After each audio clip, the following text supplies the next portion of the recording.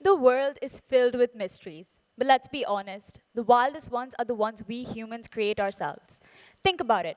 There are people who believe the moon's first landing was fake and filmed on a Hollywood film set. There are others who say that the Bermuda Triangle is actually a portal. And of course, we can't forget the ones who swear the government is hiding alien evidence. Now, I caught some of you laughing when you heard these. But what if I tell you millions of people don't? Millions of people actually believe in these crazy theories. And here's the scary part. The same brain that believes in these theories is also the same brain that builds science, democracy, and this very stage. So today, I'm not here to mock conspiracy theories. I want to show you why we're wired to believe in them. Let's start with the most famous ones. We all remember the historic moment in 1969 when two brave and talented humans left the Earth to go walk on the moon.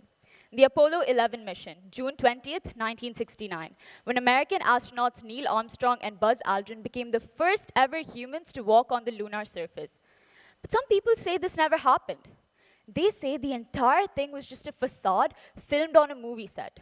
They point to photographs that were taken on site. They say that the shadows are pointing in different directions. They ask, why does the American flag look like it's waving even though there's no wind in space? They ask, why are there no stars in the sky even though the picture was taken in space? Now, at first, when you hear all this, it sounds really convincing because they had all these questions to back up this wild possibility. But the truth was just that the shadows are pointing in different directions because the ground was uneven, and there are multiple light sources in space. The American flag looks like it's waving because it was held open by a horizontal pole. And there are no stars in the sky because the camera exposure was set for bright light, not a dark sky. So the same photos that were used to prove the moon landing being fake are actually the reason we know it was real today. But that won't stop conspiracies. So some people don't believe what they were shown about something that happened far above us. But what if mystery doesn't lie in space?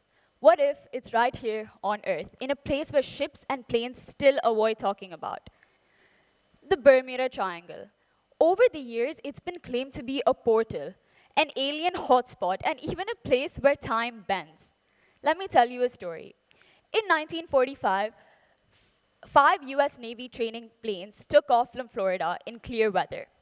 Soon, their pilots radioed and said that their compasses were malfunctioning and that the ocean didn't look right.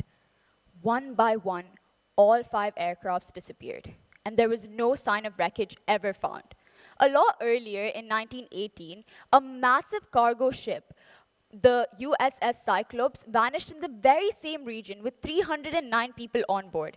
There was no distress call made and no debris found. So what happened? Did aliens really swallow these ships and planes? Recently, when scientists mapped these cases, they found a different picture. The Bermuda Triangle is nothing but a heavily traveled route with extreme weather, powerful currents, and deep ocean trenches. The ships didn't vanish because the ocean was supernatural. They vanished because the area was extremely dangerous, and humans hate unanswered danger. And once again, when reality feels terrifying and incomplete, your brain fills in the blanks. Which brings us to a place far more mysterious than the ocean: our memories. Let me ask you all a question. How many of you remember when Nelson Mandela died? Millions of people remember Nelson Mandela dying in 1980s in a prison. But Mandela didn't die then.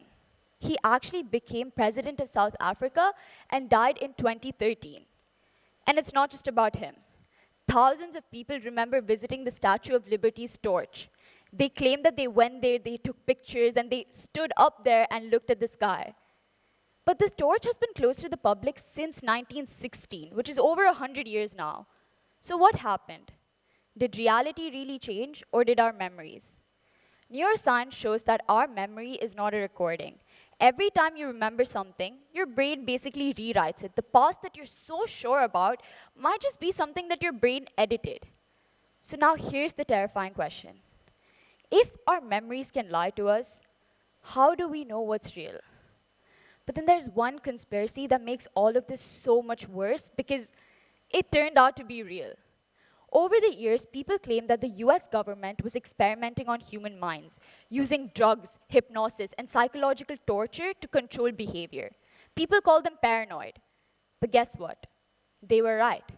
In the 1950s and 60s, the CIA ran a real program called the MK Ultra.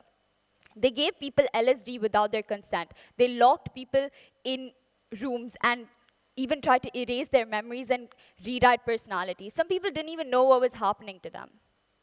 You see, the problem with conspiracy theories is not that they're always fake. It's that when one turns out to be real, like the MK Ultra incident, it poisons our ability to trust anything after. This isn't philosophy, it's neuroscience. Neuroscientists call this apophenia, your brain's tendency to detect patterns in random data. When combined with hyperactive agency detection, your mind assigns intentional actors to meaningless events.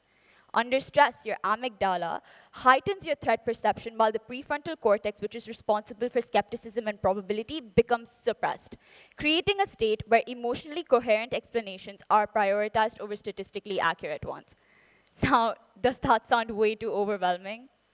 Let me explain it in not so complicated terms. Your brain is basically a prediction machine. It's constantly trying to guess what's about to happen, and when it can't, it panics. That panic is called uncertainty, and your brain hates it way more than being wrong. So it fills in the gaps with stories of its own. This is why conspiracy theories don't just spread like facts, they spread like beliefs. And here's the part that no one talks about. The brain that believes in these crazy theories is not broken. It's just curious. You see, Einstein didn't trust common sense. Darwin didn't trust tradition. They questioned everything, and conspiracy thinkers do the same thing. The difference isn't imagination, it's whether you stop when the evidence tells you to. So maybe the goal isn't to stop questioning the world, maybe it's to learn how to question it better. Today, we questioned the moon, we questioned the ocean, we questioned our memories. But the most important thing that we questioned was ourselves. Because the reason why conspiracies seem so frightening to us is because they show us how powerful our human mind can be when it's driven by fear. But that same mind, when driven by curiosity, has led humanity forward for centuries. Conspiracies don't show us how easily we're fooled as humans. They show us how badly we want our world to be deeper, bigger, and even in a way stranger. And let me tell you something. Every conspiracy theory, every big idea, and every wild invention started with the same heartbeat. The courage to ask, what if? Thank you.